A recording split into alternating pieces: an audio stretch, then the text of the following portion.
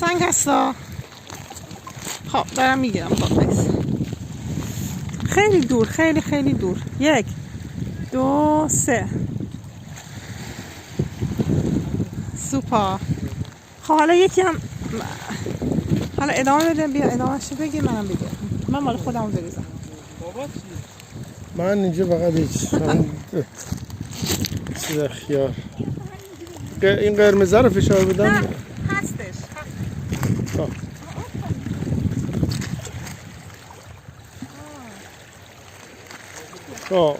پرتاب سبزه 13 به در توسط مامان. آرمین و آریان انداختن، نوبت مامانه. یه سبزه هم اونجا هست که یارو ننداخته، مال ما نیست اون سبزه. آقا سبزه بنده، سنگ چیه؟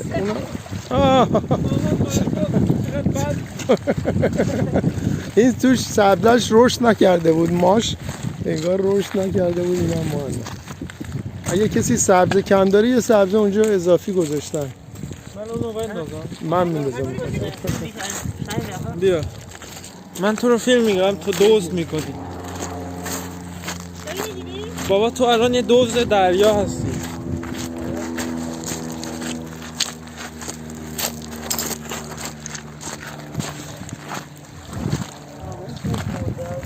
یک دو سه حاضرین. 1 2 3.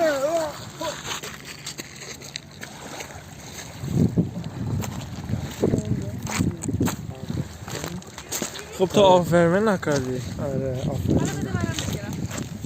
سبزه میره تا کل. اونی که من انداختم الان میره. من بگیرم. من بگیرم. نه من خواست شما 3 تا بگیرم. خب برید اونجا هر 3 تاتون من بگیرم. خب آرمین بنداز. ببین من سنگ می‌ریزم. نه برو اون بر که تو دوربین باشی دیگه. من سنگ اون سبزه میندازم.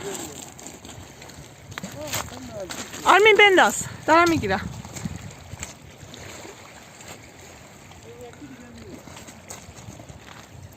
آرمین اشتاین انداختی؟